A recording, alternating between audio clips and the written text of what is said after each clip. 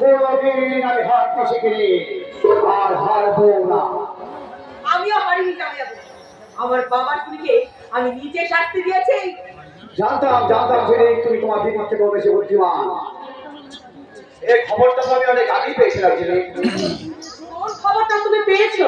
তোমার সর্বনাশের খবর নাকি ঝিলিকের সর্বনাশের? কাজল, একদম চুপ।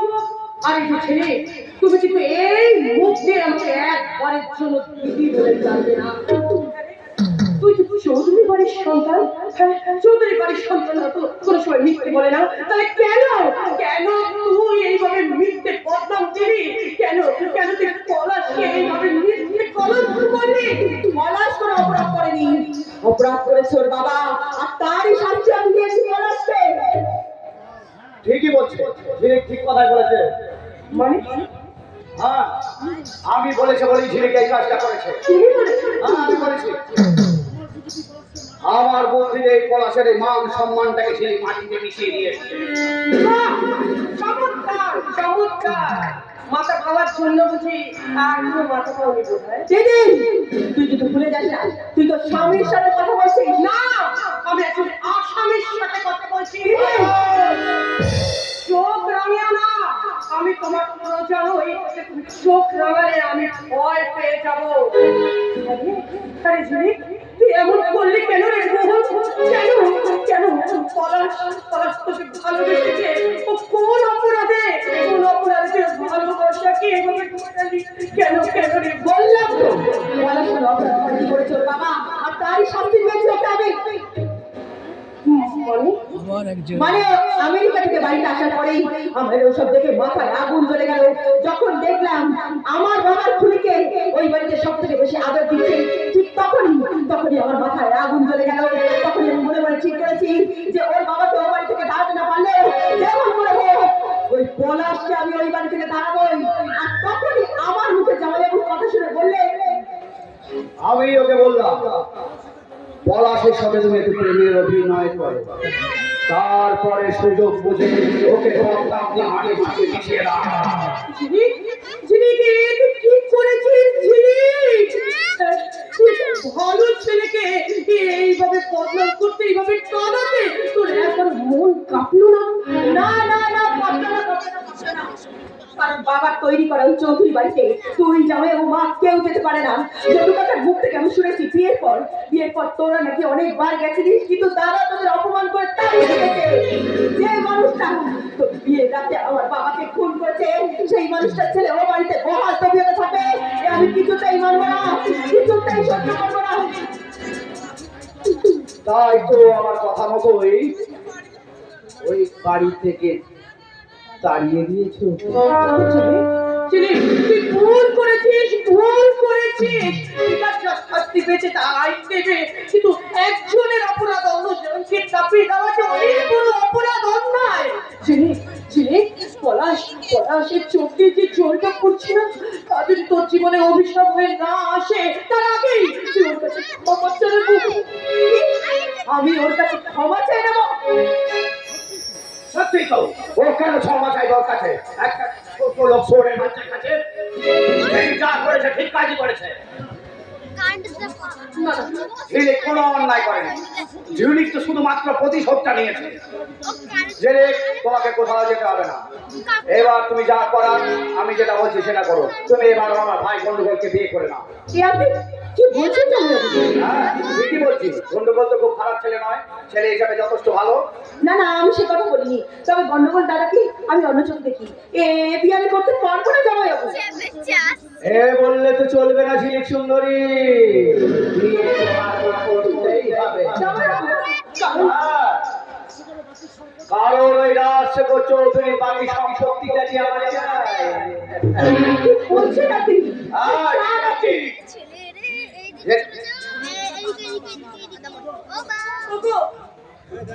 আমি তোমার দুটো পায়ে ধরে বলছি, তুই দয়া করে তুমি এই বড় খেলা বন্ধ করে দাও। আমি আমার সিঁদুর হারাতে চাই না গো, আমি আমার সিঁদুর হারাতে চাই না। আমিও কি তোমাকে হারাতে চাই না, কিন্তু কি করবো বলো?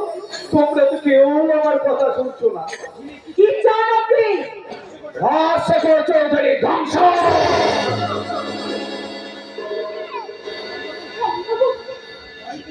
ভয় পেয়ে গেলি নাকি ঝিলিক সুন্দরী?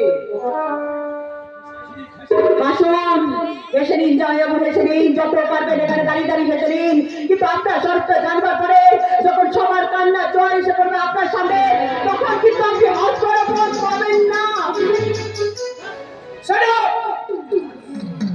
লালমোহন গাঙ্গুলিকে ভয় দেখাচ্ছ? ওরে ভয়, ও লালমোহন গাঙ্গুলিকে দেখে ভয় পায়। আর তোমরা দুজন যদি আমার কথা না শোনো, এই গোটা মানিক ডানাকে আমি চতুর্থ গৃহে পরিণত করবো। আর সেই আগুনের রাজ থেকে তোমরা কিছু বাঁচতে পারবে না। তাহলে আপনিও শুনে রাখুন, আপনি আমার এই মাথাটাকে ভেঙে ঘুরিয়ে দিতে পারেন, কিন্তু কিছু নেই সেটা নুইয়ে নিতে পারবেন না। লালমোহন গাঙ্গুলি, আরে মুখার্জি, তুমি? মুখার্জি নয়, গাঙ্গুলি, ওই মিস্টার মুখার্জি। যা শালা, একই বেলা বলতে পারবে, সঙ্গে সঙ্গে পাল্টে বেলা। Yes! আর আপনার পোষা অফিসার নয় আমি, কর্তব্য পরায়ণ অফিসার। ওই অভিজ্ঞান সরকার আমাকে একটা একটা করে কর্তব্য নীতি বুঝিয়ে দিয়েছে। ওই একটা একটা করে আমার অন্ধ বিবেক বন্ধ জানালাগুলো খুঁজে গেছে। আমি তোমাকে এমন জায়গাতে বদলি করবে যেখানে জীবনে ছেলে বড় মুখ দেখতে পারে। ইতিয়ে অভিজ্ঞান সরকারের মতো মানুষকে দেখেছে, অনেক বদল হয়ে গেছে। আর আমাকে আপনি ভয় দেখাচ্ছেন? ইডিয়েট কোথাকার! আপনার সমস্ত কথা আমি শুনেছি। আমি এক্ষুনি থানায় যাচ্ছি। আপনার উচিত কথা ব্যবস্থা করতে। সূর্য একদিন উদয় হবেই হবে। না, এত চুপ করবে। যা, থানাকে বল না। লালমোহনকে গাঙ্গুলিকে গ্রেফতার করার মতো পুলিশের এখনো সাধ্য হয় নাই। এবার ঝিলিক সুন্দরী, চলো।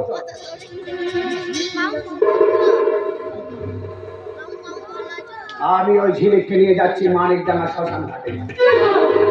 হ্যাঁ, আর 24 ঘন্টার মধ্যে ওই রাজশেখর নিয়ে ওই মানিকডাঙ্গা শ্মশান ঘাটে। ভালো করে মনে রাখবে।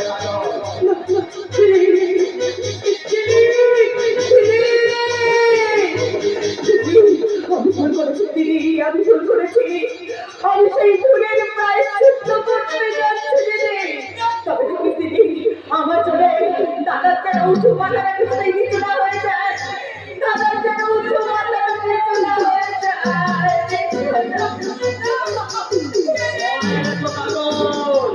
সময় মাত্র 24 ঘন্টা।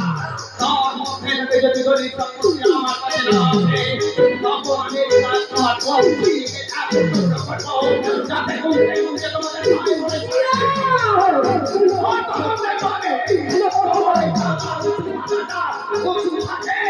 না নিচে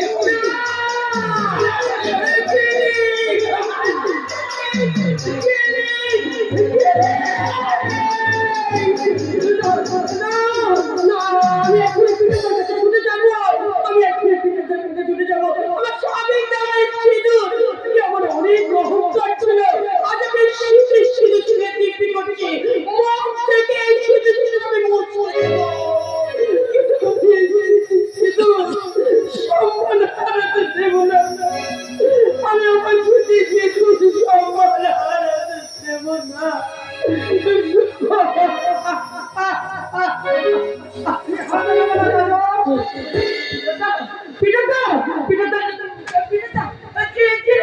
আমার সঙ্গে তুলে নিয়ে গেছে, বলেছে 24 ঘন্টার মধ্যে যদি আমার দাদা ওই সম্পত্তি না লিখে দেয় তাহলে আমার বন্ধুদেরকে মেরে ফেলবে। তোমার পিতার তো এখনো বেঁচে আছে। একটা কথা মনে রেখো, হাতি বুড়ো হয়ে গেলেও কিন্তু সে হাতি থাকে, বাধা হয় না। পিতাটা এইবার সত্যি কথা বলার সময় এসেছে। আমি তোমাকে কথা দিচ্ছি, ঝিলিককে আমি ফিরিয়ে আনবই। তার আগে আমাকে রাজশেখরের কাছে যেতে হবে। সব রাজশেখরকে সব কথা খুলে বলতে হবে। কোথায়? চলো ঝিলিক, কোথায়? চলো চলো। আধুনিক হস্তিনাপুরে যেখানে শুরু হবে আরেকটা আধুনিক কুরুক্ষেত্রের যুদ্ধ। তোর আমার লালমোহনকে বুঝিয়ে দিতে হবে সে আগুনও জ্বালিয়েছে, সেই আগুন বিদ্রোহের আগুনে সেই আগুনকে আমি জ্বালিয়ে দেবো। কাজল, আমি আসছি।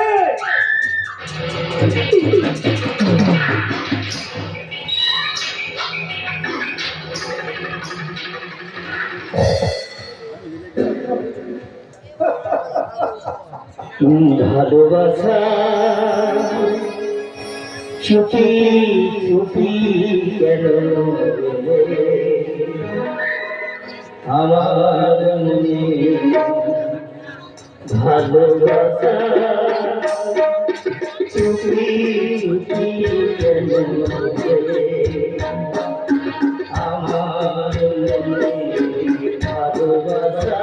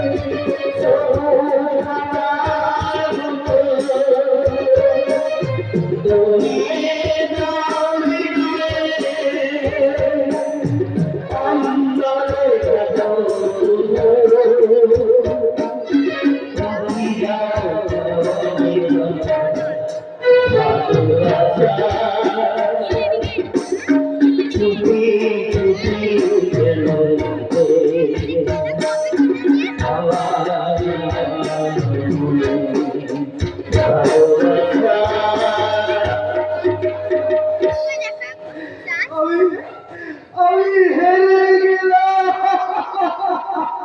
না পলাশদা, হে তুমি যাওনি, বরং অসভ্য আর কালো আঁচলে মুখ ঢুকানো ওই সমাজটাকে তুমি হারিয়ে দিয়েছো পলাশদা। তুমি? হ্যাঁ পলাশদা, আমি। এই গন্ডগোল নামটা শুনলে হয়তো সবাই হাসতো, আর এখন আমাকে যদি ঘৃণা করে দুদিন পর হয়তো লোকে গায়ে থুতু দেবে, বলবে দেখ দেখ প্রেম করার নাম করে প্রেমকে ঘৃণ করেছে। কিন্তু গন্ডগোল চাপা তো তো সে তো কিছু করেনি, তাহলে তুমি কেন তার সঙ্গে এরকম প্রতারণা করলে? সেটা আমার ভাগ্য পলাশদা। এসব আরো শুনে রাখো, চাপাকে অস্বীকার করাটা আমার দাদার দুর্ভাগ্য। তোমার দাদার দুর্ভাগ্য? হ্যাঁ পলাশদা।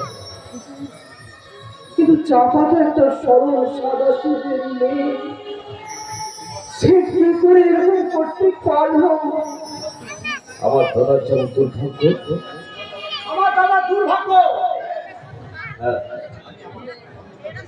আমি আমি আমার অন্ধকার জীবনের সাথে আমার পবিত্র জীবনটাকে জড়াতে চাই না।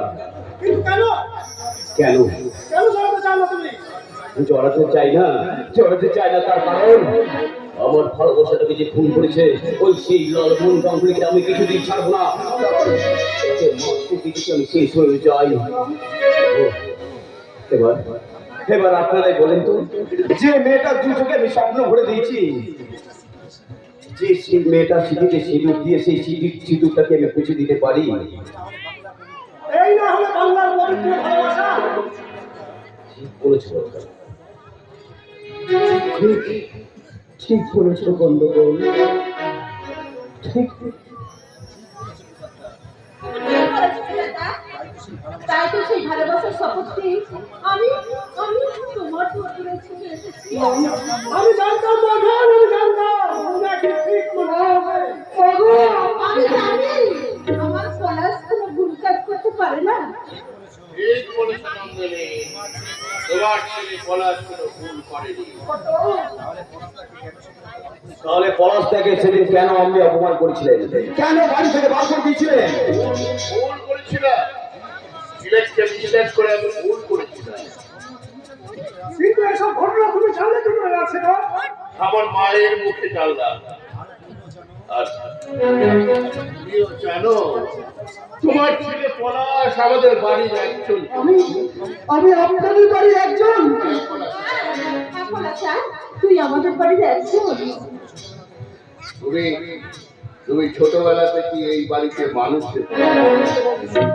তাই আমাদের এই বাড়ির সুখ দুঃখ জানা অজানা ভুল বহু ইতিহাসের সাক্ষী তুই আছিস। তুই তুই আমাদের বাড়িরই একজন। আমি আপনাদের বাড়ির একজন। হ্যাঁ, তুই আমাদের বাড়ির একজন। পাল্টে গেছে, পাল্টে গেছে। সব ভাই আজকে মিথ্যে রং ছিঁড়ে সত্যের রঙের রঙিন হচ্ছে। ঠিক ঠিক বলেছো, তুমি ঠিক বলেছো। সবাই এর সত্যের মুখোমুখি দাঁড়িয়েছে। না না কর্তাবাবু, আপনি কিন্তু এখন আমাদেরকে ভালো ভাবার মতো ওই বাড়ি থেকে মিথ্যে সংগ্রামে যখন আমি ওই থেকে চলে এসেছিলাম, তখন আমার মনে হচ্ছিল আমার বাবা কোনো দোষ করেনি, আমার বাবা খুনি নয়, আমার বাবা খুন করতে পারে না। তুই ঠিক বলেছো পলাশ, তোমার বাবা খুনি নয়। কর্তাবাবু, আমি হাজার বার তোমাদের এই কথা বোঝাবার চেষ্টা করেছি, কিন্তু তা তোমরা কেউ বুঝতে চাওনি। এখন চাইছি, বলুন বলুন সেই বিয়ে রাতের কি ঘটেছিল? বলবো, নিশ্চয়ই বলবো। তখন ছিঁড়ি নিতার দুই ছোট কাজলের সম্বন্ধ দেখা হচ্ছে। বাবা মা সবাই দুশ্চিন্তায় পড়ে যাচ্ছে, ভালো পাত্র পাওয়া যাচ্ছে না। এবং আমার সঙ্গে পিটারের বন্ধুত্ব খুব গভীর। লোকে বলে আমরা বলি হওয়ার আত্মা। কাজলের জন্য একটা সুন্দর পাত্রের সন্ধান নিয়ে এলো পিটার। পরে পরে পিটারের মুখে শুনলাম ওটা সম্বন্ধ নয়, কাজল আর লালমোহনের ভালোবাসার বিয়ে। পাছে আমি না করি বলে সে কথা আমার কাছে লুকিয়ে গিয়েছিল। তারপরে গিয়ে এলো সেই চরম দিন, 28শে মাঘ, গধূলি লগ্নে ছানায় সুরে যখন গোটা বাড়ি গম গম উঠছে, গাড়ি গাড়ি বাজছে, বাজছে উঠছে, মেয়েরা উড়ে করে দিচ্ছে, তখন আমি কন্যাদান করার জন্যে বাবাকে ডাকতে যেয়ে দেখি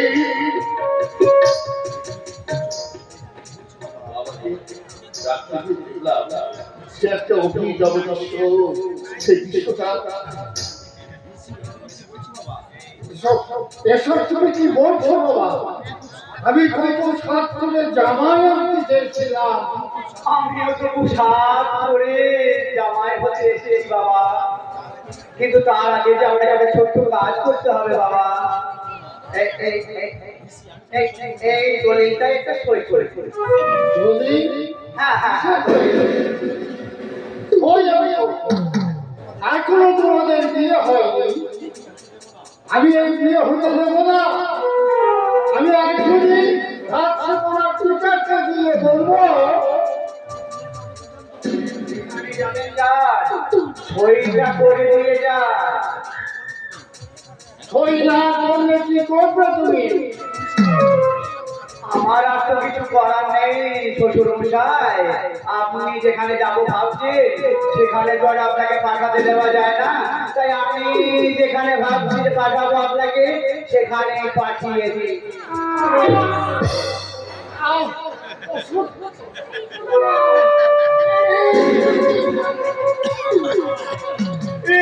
ভীষণ অন্যায় করে ফেললাম, এছাড়া তো আমার আর কিছু করার ছিল না বাবা। এরপর যদি তোমাকে ছেড়ে দিই, আসল সত্যটা তুমি যদি জেনে যাও তাহলে বিয়ে কেন, তুমি তো আমাকে সারা জেলে পাঠিয়ে দেবে। শুনুন, ওই বউ বাজারের বেশ্যাপটিতে আমার একটা বউ বাচ্চা ছিল, সে দুটোকে মেরে এসেছি আপনার মেয়েকে বিয়ে করবো। এবার তুমি বলো বাবা, তুমি যদি সেই খোঁজ খবরগুলো সবাইকে জানিয়ে দাও তাহলে আমার কি হবে? আমি লালমোহন গাঙ্গুলি, আমার একটা এটা স্বামী বড় লোক হবো, তাই তো চোরা কারবার করে করে সম্পত্তি সব জমিয়েছি, তারপর এখানে এসে তোমার মেয়েকে বিয়ে করবো। তার আগে তোমাকে আমি ভোগে পাঠিয়ে দিই।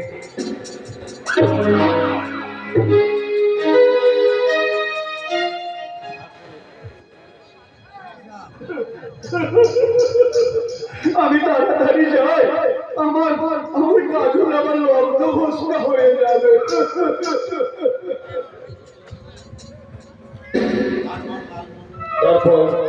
তারপর লালমোহন বাপে ছেলে দরজা দিয়ে পালিয়ে গেল। আমি দরজা থাকলাম, আমি আর পিটারকে দরজা থাকলাম। সেই সময় পিটার আমার হাত দুটো ধরে এসে বললো, না শেখর না, কাজলকে আমি নিজে কথা দিয়েছি। তারপর ভাবলাম ও যদি আমার কথা বিশ্বাস করে, যদি ভাবে আমরা ষড়যন্ত্র করে এরকম কিছু করছি, তাছাড়া একটা ভেবে দেয় কত স্বপ্ন নিয়ে মেয়েটা চন্দনে ফোঁটা পড়ে আগুনের সামনে বসে আছে, সেটাতে একটু সিঁদুর করবো বলে। ওই আশা আকাঙ্ক্ষাকে এইভাবে তুমি নষ্ট করে দিও না। লালমোহনের মতো শয়তানকে ভালো পাত্র মনে করে আমি যখন ভুল করেছি, তখন সেই ভুলের মাসুল আমাকেই নিতে হবে। মেসমশাই মুখ থেকে এই রক্তমাখা ছুরিটা আমি নিজের হাতে তুলে নিলাম।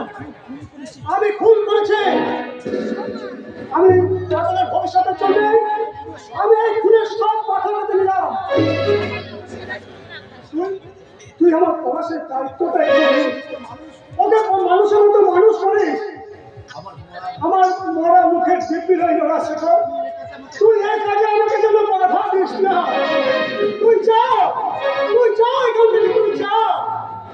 পারিনি, আমি সেদিনের সেই দিব্যিকে ফেলে দিতে পারিনি। চোখের চিতাতে আমার বোনের সিঁদুর মুছে যাবে, কিন্তু সেই একজন হিন্দু নারীর সিঁদুর রক্ষা করতে গিয়ে খ্রিস্টান সে জেলে চলে গেল। আপনারা এত বড় কাপুরুষ, আমার দাদা এত বড় ক্ষতি করেছে যেন আপনারা কিচ্ছু বলেননি। না, বলিনি। না, বেশ বেশ আস্থা নাই, আমি বুঝলাম, কিন্তু মিস্টার চৌধুরী, যে খুনের স্বামী অন্যায় করেছে সে খুনের দোষটা কোথায়? কেন কেন সেদিন কেন আমার বৌদিকে ও বাড়িতে যেতে দেননি? কেন করেছে না নিজের বোনের প্রতি অবহেলা? তার কারণ সেদিন কাজল বড় অন্যায় করেছিল। আমার চোখের সামনে সবাই যখন পিতারকে দোষারোপ করছিল, আমি দেখেছিলাম। সেই সময় বাবার মৃতদেহ সামনে বসে পিটারের মুখে কি বিরক্ত একটা ছোট্ট হাসি। কিন্তু সেদিনকে সবারই সামনে আমার বোন পিতারকে কালে এক চড়। আমাকে ক্ষমা করে দাও পিতাদা, সেদিন আমি অনেক বড় ভুল করেছিলাম, তুমি আমাকে ক্ষমা করে দাও। আমার জন্য তোমার কয়েকটা বছর তোমার জীবন থেকে নষ্ট হয়ে গেছে। পারলে আমাকে তুমি ক্ষমা করো, আমাকে ক্ষমা চাইছো। এতেই তো সব পাপ ক্ষমা হয়ে গেছে রে বোন। প্রভু যিশুর কাছে সে নিজের অন্যায় কনফেস করে, তাতেই তো প্রভু তাকে ক্ষমা করে। কিন্তু এখন ওই লাল গরুদানগুলি কোথায়? ওই শ্মশানের মাঠে ফিরিতে তুলে নিয়ে গেছে। ভয় পেয়েছে, ওই সরকারকে ভয় পেয়েছে। বলা ছোটবেলা থেকে এ বাড়ির দায়িত্ব সামনে থেকে আমি আমরা কোথায় যাবো, কি খাবো, কে সামনে থেকে আমি করতে পারবো। আজকের দায়িত্ব তো ওই সামলাতে হবে। তাহলে তুমিও চৌধুরী বাড়ির ছেলে হয়ে এই দায়িত্ব কর্তব্য করে পালন কর। যা শিগগির ওই সংসারের মাঠ থেকে ঝিলিককে উদ্ধার করে দিয়ে আই ওই লাল মোহনের হাত থেকে। যা বাবা যা, তুই শিগগির যা। যা বাবা যা, তোর বাবার অপমানের তুই প্রতিশোধ নে। আজ এই মালিক টাকার শান্তিকে তুই ফিরিয়ে নিয়ে আয়। আমিও বলছি, আমিও বলছি। তুই তোর ছেলেকে ছেলেকে তুই ফিরিয়ে নিয়ে আয় বাবা, তুই ফিরিয়ে নিয়ে আয়। যাবো মা যাবো, তুমি আমাকে আশীর্বাদ করো, আমি যেন ওই চৌধুরী বাড়ির মান সম্মান ওই ঝিলিক জীবনীকে আমি বাড়িতে ফিরিয়ে আনতে পারি। একটা কথা শোন পলাশ, যদি তোকে কেউ জিজ্ঞাসা করে তুই কোন অধিকারে ঝিলিককে ফিরিয়ে আনতে যাচ্ছিস, তাহলে তুই কি বলবি? আমি কি বলবো? বলবি যে আমার স্ত্রীর অধিকারে ঝিলিককে ফিরিয়ে আনতে যাচ্ছে। তুমি কি বলছো? ঠিকই বলছে দাদা, ও বাঁচাতে যাচ্ছে পিটার কিছু যার বৌমা ছিলি কিছু যাকে কি পলাশ পাবি না, যাকে তুই এত ভালোবাসিস তার সম্মান রক্ষা করতে তুই পারবি না? পারবো, পারবো মা পারবো, পারতে যাবে হবেই। প্রলয়ের অংশীদার এই সকল মানুষের সাথে আজ আমি, আমার চোখে থাকে যদি নিশানা, বুকে থাকে যদি দৃঢ়তা আর প্রতিজ্ঞা, আর আপনাদের সকলের আশীর্বাদ আমাকে তৈরি করবে রণক্ষেত্রের যোদ্ধা। আমার বল, বুকে থাকবে সাহস আর হাতে থাকবে সংগ্রামী বল। যাও তোমরা এই শ্মশানের মাঠে, আমি তোমাদের শক্তির গ্রিন সিগন্যাল দেখাচ্ছি। তোমরা তোমাদের প্রতিকারের হুইসেল বাজিয়ে ছোটাও তোমাদের রেলগাড়ি, যে রেলগাড়ির চাকার শব্দ সারা সমাজকে বলছে সত্য মেব জয়তে, আর গণতন্ত্র বলছে স্বাধীনতা চাই। ওই ওই গাড়ির চাকা বলছে চালক হয়ে চেতনা বলছে মুক্তি চাই, মুক্তি চাই। তাহলে তোমরা সব ভেঙে ফেলো ওই লৌহ চাপা।